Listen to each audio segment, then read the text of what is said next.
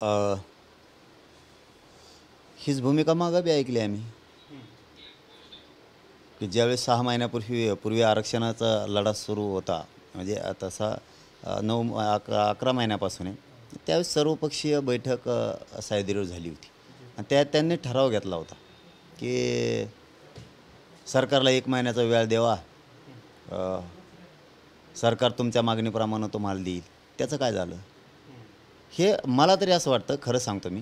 त्या दिवशी सत्ताधाऱ्यांनी बैठक बोलवली, आता हे विरोधक बोलवायले. म्हणजे असं दिसायला लागलं, की ही बनवाबनवी आहे. शुद्ध मराठ्यांची फसवणूक.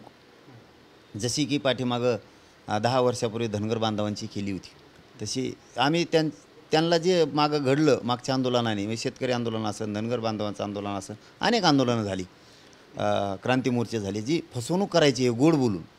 तसंच दिसतं हे प्रकार, फसवायचा मराठ्याला पुन्हा पुन्हा. हे गोड बोलून फसवणंच दिसतंय. बैठका घ्यायच्या एवढंच म्हणायचं आणि झुलवत ठेवायचं आणि समाजात गैरसमज पसरून फूट पाडायची. यांना एक माहीत नाही आहे, मराठा आता एक झाला. फूट पडत नसती, जास्त रोष वाढत असतो. मला तरी असं वाटतं, किमान मराठा हा ओबीसीमध्ये आहे. मराठा धरून ओबीसींची ती संख्या आहे, आरक्षणाची ती टक्केवारी आहे.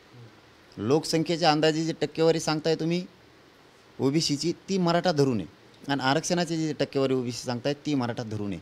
मराठा आणि कुणबी हा वेगळा नसून महाराष्ट्र राज्यात हा एकच.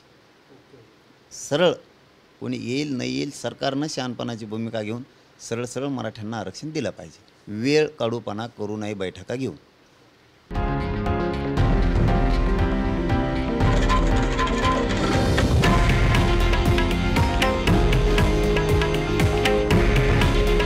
हे आहे देशातील नंबर 1 न्यूज नेटवर्क आणि आपण पाहत आहात TV9 मराठी.